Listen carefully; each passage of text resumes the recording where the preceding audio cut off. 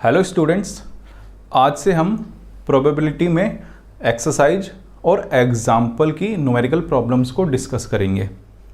देखिए, हमने जो सबसे पहले जो क्वेश्चंस पिक किए हैं वो ऐसे क्वेश्चंस हैं जो कि आपके टॉसिंग अ कॉइन के कॉन्सेप्ट से रिलेटेड है। अगर आप एनसीईआरटी उठाओगे तो आप देखोगे कि जो क्वेश्चंस है ना, उनमें कॉइन को या तो एक बार टॉस किया गया है या फिर 2 बार टॉस किया गया है या फिर ज़्यादा से ज़्यादा 3 बार टॉस किया गया है, और पेपर में भी सिर्फ यहीं तक क्वेश्चंस आते हैं। अब चाहे कॉइन को एक बार टॉस किया गया हो, चाहे 2 बार टॉस किया गया हो या फिर 3 बार टॉस किया गया हो, मैं आपको वो सारे के सारे क्वेश्चंस कराऊंगा जो कि आपकी एनसीईआरटी में दिए हुए हैं, और उन क्वेश्चंस को भी डिस्कस कराऊंगा जो कि पिछले कुछ सालों में आते रहे हैं। तो आइए बच्चों, शुरुआत करते हैं बिल्कुल बेसिक से। देखिए, बिल्कुल बेसिक से बात करने का मतलब है कि हम सबसे पहले बात करते हैं कि जब कॉइन को एक बार टॉस किया जाता है, जब कॉइन को एक बार टॉस किया जाएगा तो आपको अच्छी तरह से पता है कि जो पॉसिबल आउटकम्स होंगे ना, यानी कि जो रिजल्ट आ सकता है वो क्या आ सकता है, पॉसिबल आउटकम्स क्या होंगे, या तो हेड होगा या फिर टेल। तो देखिए, यहाँ पर जनरली आपसे जो पूछा जा सकता है वो पूछा जा सकता है भाई प्रोबेबिलिटी ऑफ हेड बताओ या फिर प्रोबेबिलिटी ऑफ टेल बताओ। मैंने आपको कई बार समझाया है ये क्वेश्चन कि हेड आने की प्रोबेबिलिटी होती है 1/2 और टेल आने की होती है बच्चों 1/2। ये सेम क्वेश्चन आपका एनसीईआरटी में एग्जाम्पल नंबर 1 दिया हुआ है। तो मेरे हिसाब से आप क्वेश्चंस कर लोगे जब भी बात होगी कि भाई कॉइन को एक बार टॉस किया गया है। बच्चों, अब हम बात करते हैं जब कॉइन को 2 बार टॉस किया जाएगा। देखिए, अब बच्चों को जो थोड़ी प्रॉब्लम होती है ना, वो यहीं से ही आनी स्टार्ट होती है। लेकिन आगे बढ़ने से पहले मैं आपको ना एक चीज़ क्लियर कराना चाहूँगा कि देखो, मैंने यहाँ पर 2 एक्सपेरिमेंट्स लिखे हैं, जिसमें लिखा है कि फर्स्ट एक्सपेरिमेंट और ये सेकेंड एक्सपेरिमेंट मान लो। फर्स्ट एक्सपेरिमेंट में लिखा है मैंने when a coin is tossed 2 times, यानी कि हमने क्या किया, एक सिक्का लिया और उससे हमने 2 बार टॉस की। ठीक है, एक तो मैं इस एक्सपेरिमेंट की बात कर रहा हूँ, और जो दूसरा एक्सपेरिमेंट है 2 कॉइन्स आर टॉस्ड साइमल्टेनियसली। इसका मतलब है एक सिक्के को मैंने ऐसे रखा मान लो 1 रुपये का, और एक सिक्के को ऐसे रखा मान लो 2 रुपये का, और दोनों को एक साथ मैंने टॉस कर दिया। तो मैं आपको बताना चाहूँगा कि ये जो दोनों के दोनों एक्सपेरिमेंट्स हैं ना, ये होंगे सेम। क्या होंगे? सेम। तो आप ये चीज नोट डाउन भी कर लो, ये दोनों के दोनों एक्सपेरिमेंट्स सेम होंगे। क्यों? क्योंकि जो इनके जो पॉसिबल आउटकम्स है ना, जो पॉसिबल आउटकम्स है वो क्या होंगे? सेम होंगे। ठीक है, अब हमने पॉसिबल आउटकम्स की बात करी है तो हम देख लेते हैं कि क्या क्या पॉसिबल आउटकम्स बनेंगे। देखिए, जब आप एक बार टॉस करोगे तो आपके पास क्या आ सकता है? हेड आ सकता है या फिर टेल आ सकता है, यानी कि फर्स्ट टॉस में आपके पास यही पॉसिबिलिटी है। अब मान लो अगर हेड आ चुका है तो आप फिर से जब टॉस करोगे तो क्या आ सकता है? अगेन या तो हेड आ सकता है या फिर टेल आ सकता है। और मान लो अगर फर्स्ट टॉस में अगर टेल आ चुका है तो सेकंड टॉस में अगेन क्या चांसेस है? या तो हेड आ सकता है या तो फिर टेल आ सकता है। तो ये हो गए बच्चों सेकंड टॉस। अब आपको है ना लिखने हैं पॉसिबल आउटकम्स। तो देखिए, पॉसिबल आउटकम्स को लिखने का एक तरीका होता है, आपको जो ये एरोज है ना सिर्फ यही फॉलो करने होते हैं। ठीक है, तो पॉसिबल आउटकम्स देखो मेरे पास क्या आ जाएंगे, पॉसिबल आउटकम्स। आपको कभी भूलना नहीं है, कोशिश यही रखनी है। ये छोटा सा एक जो चार्ट है ना एरोज से बना है, यही आपको ध्यान रख लेना है। देखिए, जब आप फर्स्ट टाइम टॉस करोगे तो क्या आ सकता है? हेड आ सकता है, लिख दो। और सेकंड टाइम पे क्या पॉसिबिलिटी है? हेड या फिर टेल, कुछ भी आने की है ना। तो सारी पॉसिबिलिटीज लिखनी है ना हमें, तो हेड हेड आ सकता है या फिर हेड टेल आ सकता है। आपको क्या करना है, ये जो एरोज है ना इनको फॉलो करना है सिर्फ। अब देखो, अगर फर्स्ट टॉस पर टेल आ गया तो सेकंड टॉस पर हेड भी आ सकता है, टेल भी आ सकता है। तो पॉसिबिलिटी दोनों है, दोनों की दोनों लिख देते हैं। अब देखो, इसका मतलब भी समझ लो क्या है। मान लो अगर मैं इसकी बात करूं तो इसका मतलब है कि जो फर्स्ट टॉस है उस पर हेड आया है, फर्स्ट टॉस पर क्या है, हेड आया है। और यहाँ पे इसका मतलब क्या है कि सेकंड टॉस जो हुई है ना उस पर क्या आया है, हेड आया है। ऐसे अगर मैं इसकी बात करूँ तो फर्स्ट टॉस पर हेड है और सेकंड टॉस पर टेल है। तो अगर मैं पॉसिबल आउटकम्स की बात करूँ कितने हैं, इनके नंबर्स कितने हैं, नंबर ऑफ पॉसिबल आउटकम्स, तो बच्चों नंबर ऑफ पॉसिबल आउटकम्स जो होंगे हमारे पास, पॉसिबल आउटकम्स वो कितने होंगे, 4। तो आप ये चीज़ ध्यान रख लेना बच्चों। अब हम एक काम करते हैं, एनसीईआरटी का क्वेश्चन पिक करते हैं जो कि आपके इसी कॉन्सेप्ट से रिलेटेड है। बच्चों ये जो आपका क्वेश्चन है ये आपको एनसीईआरटी में मिल जाएगा जो कि एग्जाम्पल नंबर 9 है। देखिए इसी टाइप का ही क्वेश्चन थोड़ा बहुत चेंज होकर पेपर में अक्सर आता रहा है। मैं आपको दिखाऊंगा कि कैसे पेपर में सेम क्वेश्चन पूछा जाता रहा है। तो बच्चों सबसे पहले क्वेश्चन की बात करते हैं। देखिए क्वेश्चन क्या कहता है, ये Harpreet tosses 2 different coins simultaneously से one is of ₹1 and other of ₹2। देखिए हरप्रीत क्या करता है, एक साथ 2 कॉइन को टॉस करता है। मान लो एक है कॉइन ₹1 का और दूसरा है ₹2 का। तो उसने क्या किया, हरप्रीत ने देखो किस तरीके से टॉस किया, ₹1 का कॉइन को ऐसे रखा और ₹2 कॉइन को ऐसे रखा और एक साथ टॉस कर दिया। अब देखो क्वेश्चन में आपसे पूछा क्या गया है, what is the probability that he gets at least 1 head. तो आपको प्रोबेबिलिटी निकालनी है किसकी, कम से कम 1 हेड आने की। तो देखो सबसे पहले तो आप एक काम करो, इसमें सॉल्यूशन में क्या करो, पॉसिबल आउटकम्स लिखो। मैंने आपको बताया था कि जो पॉसिबल आउटकम्स होंगे वो क्या होंगे, head head, head tell, tail head और टेल टेल, यही होंगे पॉसिबल आउटकम्स। और मैंने देखो आपको ये भी बताया था कि जो भी आपको निकालना है ना उसको इवेंट कंसीडर करो। देखिए एक क्वेश्चन मैं आपको कुछ इस तरह से करा रहा हूं, अगर पेपर में आता है तो आपको प्रॉपरली इसी तरह से स्टेटमेंट लिखनी और क्वेश्चन सॉल्व करना है। मैं आपको आगे कुछ ऐसे तरीके भी बताऊंगा जिसमें आप डायरेक्ट आंसर भी लिख दोगे, लेकिन पेपर के पॉइंट ऑफ व्यू से थोड़ा सा थ्योरेटिकली लिखना ज़्यादा सही है। तो सबसे पहले हम थोड़ा सा डिटेल में बात कर लेते हैं, अगर पेपर में आता है तो आपको कैसे लिखना है। देखो सबसे पहले आपको लिखना पॉसिबल आउटकम्स। देखिए आपको अब जो भी निकालना है ना उसको इवेंट की फॉर्म में लिखना है। तो आप क्या लिखोगे, let E be the event of getting at least 1 head. हमने इसको इवेंट की फॉर्म में लिख लिया, क्या, गेटिंग एटलीस्ट 1 हेड। बच्चों देखो ये जो एटलीस्ट 1 हेड है ना, इसका आप है ना मैथमेटिकली मतलब समझो कि होता क्या है। देखो एटलीस्ट 1 हेड यानी कि जो नंबर ऑफ हेड्स है ना वो क्या होने चाहिए, एटलीस्ट, एटलीस्ट का मतलब कम से कम, कम से कम को देखो ऐसे डिनोट किया जाता है, एटलीस्ट कितने होने चाहिए, 1 होना चाहिए ना। यानी कि आपको पॉसिबल आउटकम्स में से वो सारे के सारे केसेस कंसीडर करने, वो सारे सारे आउटकम्स कंसीडर करने हैं जहां पर हेड 1 हो या फिर 1 से ज़्यादा हो। यानी कि जो नंबर ऑफ हेड्स आएंगे ना मेरे पास वो कितने आ सकते हैं, तो 1 आ सकते हैं। और जब 2 बार हमने टॉस की है तो 2 बार से ज़्यादा तो हेड आ ही नहीं सकते ना, ये तो चांसेस ही नहीं है कि 3 बार हेड आ जाएंगे। तो कितने हेड आ सकते हैं, या तो 1 हेड आ सकता है या फिर 2 हेड आ सकते हैं, बस इससे ज़्यादा तो कुछ नहीं होगा ना।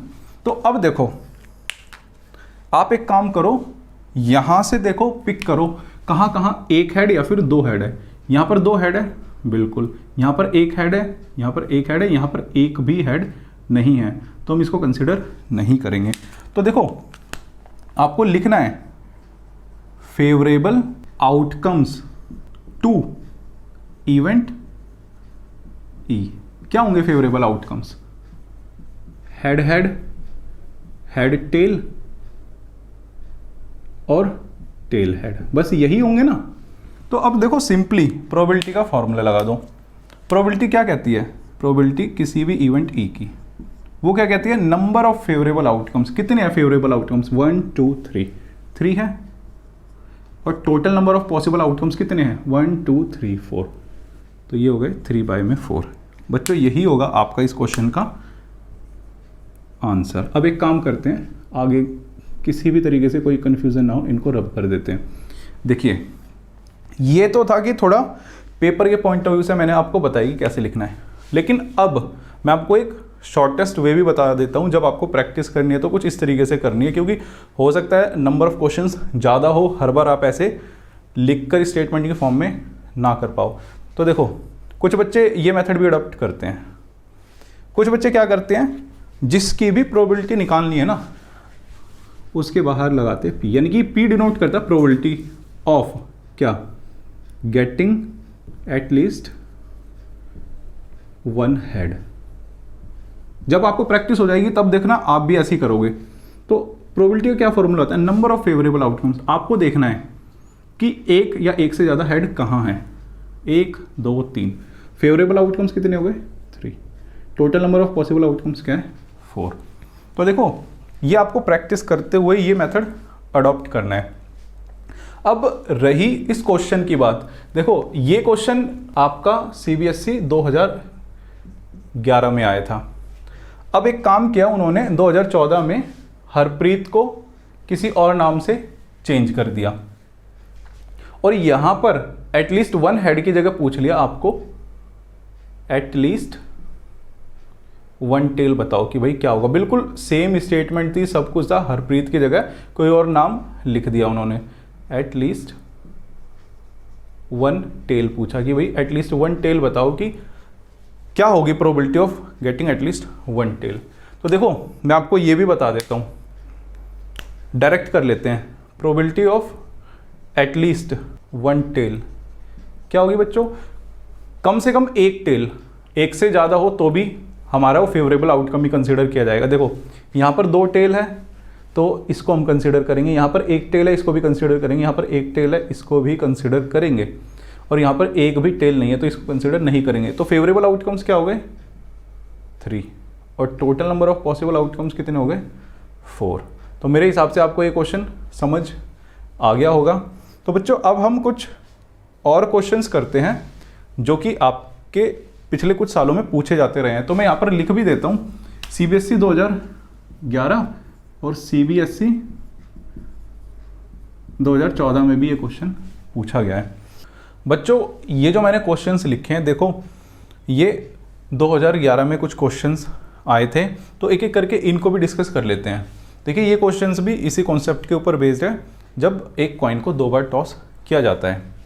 देखिए क्वेश्चन में क्या लिखा है, an unbiased coin is tossed 2 times, find the probability of getting. ये मैंने फर्स्ट पार्ट लिख दिया, सेकंड पार्ट। लेकिन आगे बढ़ने से पहले एक चीज़ समझो कि अनबाइज्ड कॉइन क्या होता है। देखिए अनबाइज्ड कॉइन वो कॉइन होता है जो किसी भी आउटकम को फेवर नहीं करता। कहने का मतलब है कि ऐसा कोई कॉइन नहीं है इस एक्सपेरिमेंट में जहां पर हेड आने के चांसेस ज़्यादा हो और टेल आने के चांसेस कम हो। तो अनबाइज्ड कॉइन का मतलब है कि जो हमारे आउटकम्स आएंगे ना उनके आने के सेम चांसेस होंगे।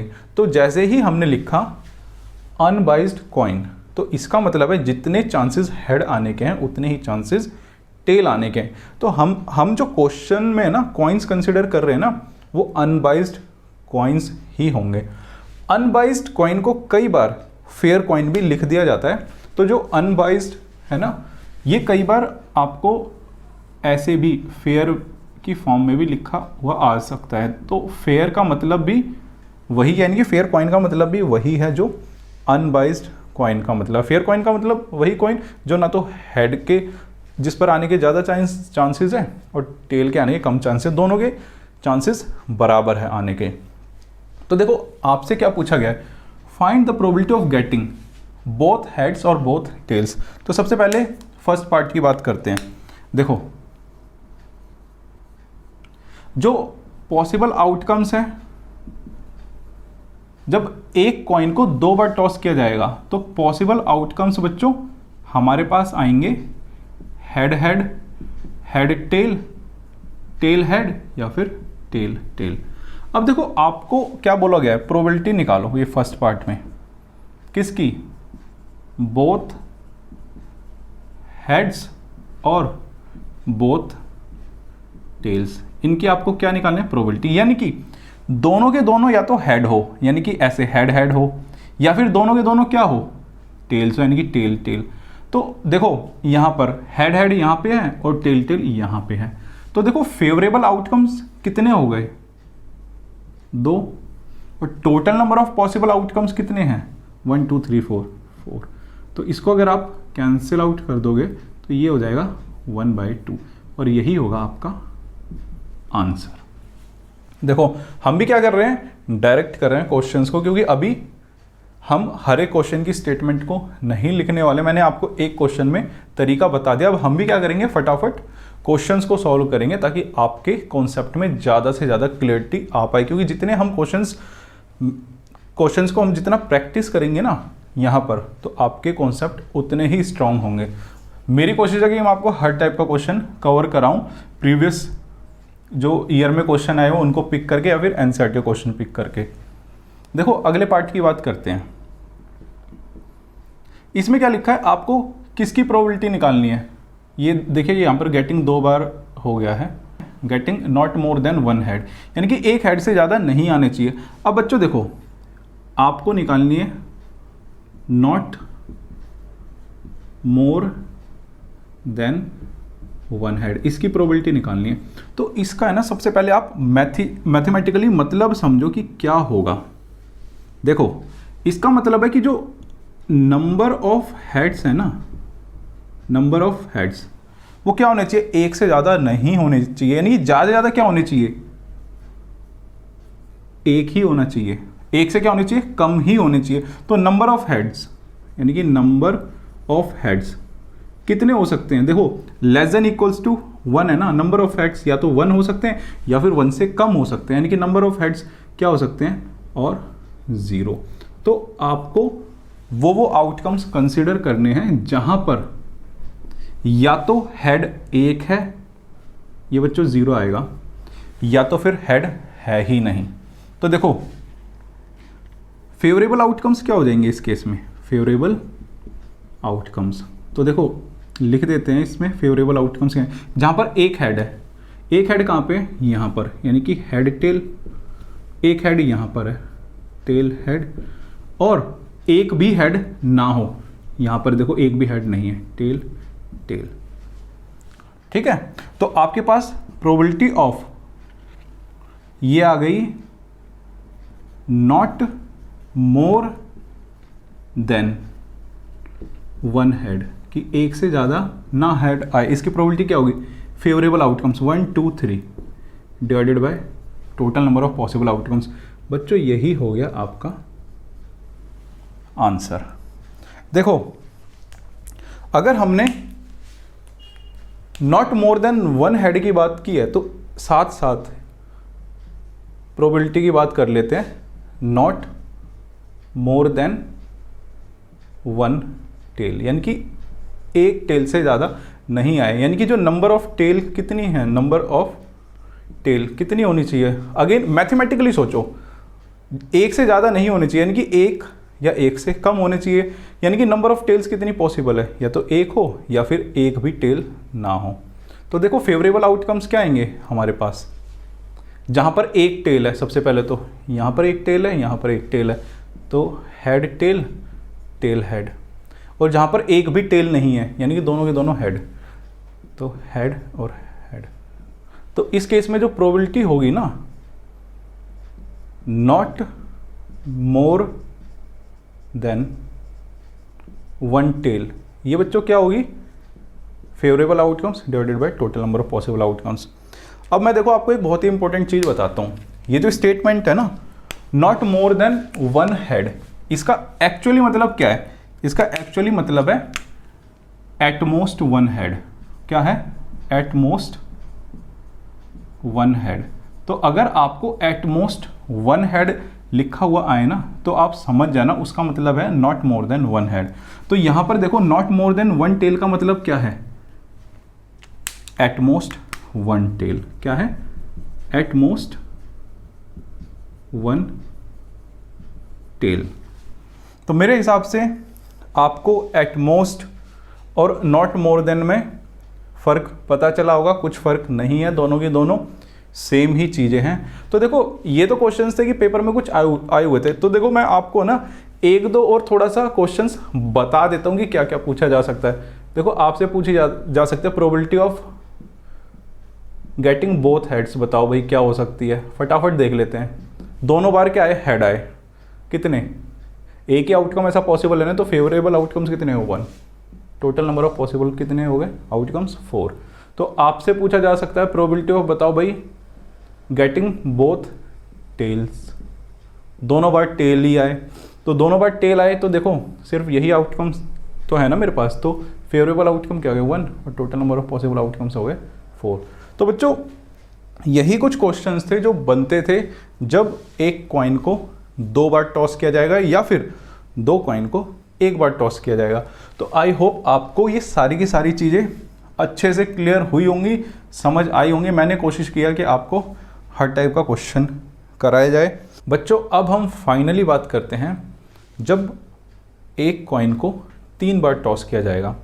देखो एक अगर आप लॉजिकली थोड़ा सोचो तो कॉइन को 3 बार टॉस कराने से पहले 2 बार तो टॉस हमें कराना ही होगा, ठीक है ना।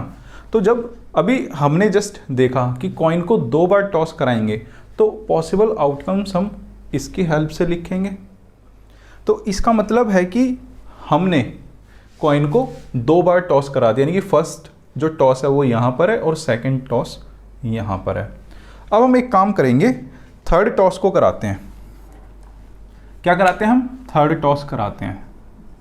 जब आप थर्ड टॉस कराओगे या फिर थर्ड टॉस करोगे तो अगेन थर्ड टॉस में भी पॉसिबिलिटी क्या है, या तो हेड आ सकता है या फिर टेल आ सकता है। तो हमें एक काम करना है, ये जो हर एक हमने यहाँ पे आउटकम्स लिख रखे हैं ना, इन आउटकम्स के करस्पॉन्डिंग जो थर्ड टॉस आप कराओगे ना उसकी जो पॉसिबिलिटी है कि हेड और टेल आने की वो लिख दो सिंपली। यानी कि देखो आप सेकंड टॉस तक तो पहुंच गए हो, जब आप थर्ड टॉस करोगे तो अगेन आपके पास जो चांसेस है ना आने के, या तो हेड है या फिर टेल है, ठीक है। अब ऐसे ही यहाँ पर चांसेस हेड आने के भी है और चांसेस टेल आने के भी है। यहाँ पे भी हेड आने के चांसेस है और टेल आने के भी चांसेस है। अगेन हेड आने के भी चांसेस है और टेल आने के भी चांसेस है। तो अब एक काम करते हैं, इन आउटकम्स को सिस्टमेटिकली लिख लेते हैं कि जो हमारे पास जो टोटल जो पॉसिबल आउटकम्स बनेंगे वो क्या बनेंगे और किस तरह से बनेंगे। देखो अब हम बात करते हैं जो पॉसिबल आउटकम्स होंगे कब, एक कॉइन को 3 बार टॉस करने के बाद, वो क्या बनेंगे। देखो स्टार्टिंग से चलते हैं। देखो आपको यही एरो फॉलो करनी है और आखिरी तक पहुंचना है। अगर मान लो फर्स्ट टॉस में हेड आया तो अगेन हेड आ सकता है, फिर हेड आ सकता है, तो हेड हेड और हेड। तो अब देखो यहाँ पर हेड ये हमने तो कंसीडर कर लिया, जब हेड आ गया तो टेल भी तो आ सकता है ना, तो अब इसको कंसीडर करो, यानी कि हेड हेड और फिर टेल पर आओ। तो ये क्या हो गया, हेड हेड और टेल। तो देखो ये भी कंप्लीट हो गया, ये भी कंप्लीट हो गया। अब इस एरो से आप नीचे की तरफ आओ, हेड टेल, यानी कि फर्स्ट टॉस में हेड, सेकंड टॉस में टेल। तो अब देखो क्या आ सकता है, हेड आ सकता है, फिर से हेड लिख दो। ऐसे ही नेक्स्ट पॉसिबिलिटी लिख दो, वो हेड टेल टेल की। अब देखो अगर फर्स्ट टॉस में टेल आया है तो सेकंड टॉस की अब पॉसिबिलिटी लिखो और थर्ड टॉस की भी लिखो। तो क्या आ सकता है, टेल हेड हेड। क्या आ सकता है, टेल हेड हेड। तो बच्चों देखो ये भी कंप्लीट हो गया, टेल हेड टेल, ये भी हो सकता है, टेल हेड टेल। नेक्स्ट देखो टेल टेल हेड, ये पॉसिबिलिटी है, टेल टेल हेड। और जो लास्ट पॉसिबिलिटी बनते हो क्या है, टेल टेल टेल। ये भी हो गया और ये भी हो गया, तो क्या है, टेल टेल टेल। तो देखो जो पॉसिबल आउटकम्स आए वो कितने हैं, 1 2 3 4 5 6 7 8। तो आप हमेशा ध्यान रखना जो नंबर ऑफ पॉसिबल आउटकम्स होंगे ना, पॉसिबल आउटकम्स, वो बच्चों होंगे 8। अब जब हमने इतना कर ही लिया है तो इसका मतलब भी समझ लो कि क्या है। देखो कोई सा भी एक मैं बता रहा हूँ, इसका मतलब है कि फर्स्ट जो हमारी टॉस थी ना, फर्स्ट जो टॉस थी उस पर आया टेल, सेकंड टॉस थी उस पर आया हेड, और जो थर्ड टॉस थी उस पर आया बच्चों हेड। ऐसे किसी को भी उठा लो आप, उसका मतलब समझो कि क्या है। अगर मैं इसकी बात करूं तो इसमें देखो फर्स्ट जो टॉस है उसमें आया टेल, जो सेकंड टॉस है उसमें भी टेल आया, और जो थर्ड टॉस है उसमें क्या आया हेड। तो मेरे हिसाब से आपको पॉसिबल आउटकम समझ में आ गए होंगे और उसका मतलब भी समझ आ गया होगा। बच्चों अब हम एक क्वेश्चन करते हैं इसी कॉन्सेप्ट के ऊपर बेस्ड, जो कि आपका एनसीईआरटी का क्वेश्चन है। बच्चों ये जो क्वेश्चन है ये आपका देखो एनसीईआरटी में दिया हुआ है, एक्सरसाइज 15.1 में क्वेश्चन नंबर 23। और देखो ये क्वेश्चन रिपीटेडली कहीं ना कहीं आता रहा है, 2019 में भी आया सीबीएसई में, 2011 में भी कभी आया था और 2017 के कंपार्टमेंट एग्जाम में भी आया था। तो देखो इस क्वेश्चन को अच्छी तरीके से करते हैं। क्या कहता है ये question, a game consist of tossing a 1 rupee coin 3 times and noting its outcome each time. तो देखो एक गेम है जिसमें कि एक जो रुपए का सिक्का उसको 3 बार उछाला जाता है, और हर बार क्या है कि उसका जो आउटकम जो आ रहा है, यानी कि जब आप कॉइन को 3 बार टॉस करोगे जो भी आउटकम आएगा उसको क्या किया जाता है, नोट डाउन किया जाता है। ये लिखा है ना, एक गेम है ऐसी जिसमें कि उसके आउटकम को हर बार लिखा जा रहा है। अब देखो क्या बोला जा रहा है नेक्स्ट, हनीफ विंस, हनीफ जीतता है गेम को if all the tosses gives the same result. अगर तीनों की तीनों टॉस पर सेम रिजल्ट आएगा तो हनीफ जीत जाएगा। डेट इज, देखो यहां पे लिख भी रखा है 3 हेड्स और 3 टेल्स एंड लूजेज अदरवाइज। अगर ऐसा नहीं होता यानी कि 3 हेड और 3 टेल नहीं आते तो हनीफ क्या है, गेम को हार जाएगा। आपको क्या बताना है, calculate the probability that Hanif will lose the game. तो आपको हनीफ के हारने की प्रोबेबिलिटी बतानी है, क्या होगी। देखिए जो हनीफ है ना वो कब जीतेगा, सबसे पहले तो ये देखो, जब या तो तीनों की तीनों बार हेड आएगा या तो फिर तीनों की तीनों बार क्या आएगा, टेल आएगा। ये तो आपको समझ आ गया होगा ना। बाकी कितने आउटकम्स बचे हैं, 1 2 3 4 5 6। यहां पर देखो कहीं पर भी 3 हेड और 3 टेल नहीं है, यानी कि हनीफ हार जाएगा अगर इनमें से कोई सा भी आउटकम आ गया तो मेरे हिसाब से आप समझ पा रहे होंगे कि हनीफ कब जीतेगा, जब या तो तीनों के तीनों टॉस पर हेड आएगा या फिर तीनों के तीनों टॉस पर टेल आएगा। अदरवाइज इनमें से कोई सा भी आउटकम आ गया ना तो हनीफ हार जाएगा। तो देखो तरीके से थोड़ा सा इस क्वेश्चन को आप समझते हुए चलो क्या है। तो मैंने आपको बताया था जिसकी भी आपको प्रोबेबिलिटी निकालनी है उसको इवेंट की फॉर्म में कंसीडर करो, उसको इवेंट कंसीडर करो। देखो आप कंसीडर करो, let E be the event that Hanif will lose the game. हमने कंसीडर किया कि भाई इवेंट ई को, कि जो हनीफ है ना गेम को हार जाएगा। ये तो आपको समझ आ रहा होगा। अब देखो फेवरेबल आउटकम्स क्या है, फेवरेबल यहां पे लिख देते हैं directly, number of favourable outcomes किसके, टू ई, इवेंट ई। क्या है बच्चों, देखो अगर ये दोनों आएंगे तो हनीफ जीत जाएगा। इन दोनों को हटा दो, यानी कि 8 में से इन दोनों को माइनस कर दो तो क्या बचा, 6। यानी कि अगर इन 6 आउटकम्स में से कुछ भी आ गया तो हनीफ क्या है, हार जाएगा। तो देखो कितने नंबर ऑफ फेवरेबल आउटकम्स हैं, 6। तो देखो प्रोबेबिलिटी क्या होगी, प्रोबेबिलिटी ऑफ ई यानी कि हनीफ के हारने की, नंबर ऑफ फेवरेबल आउटकम्स कितने हैं, 6 divided by total number of possible outcomes. Total number of possible outcomes कितने हैं, 8। देखो बच्चों इसको सॉल्व करोगे तो क्या आएगा, 3/4।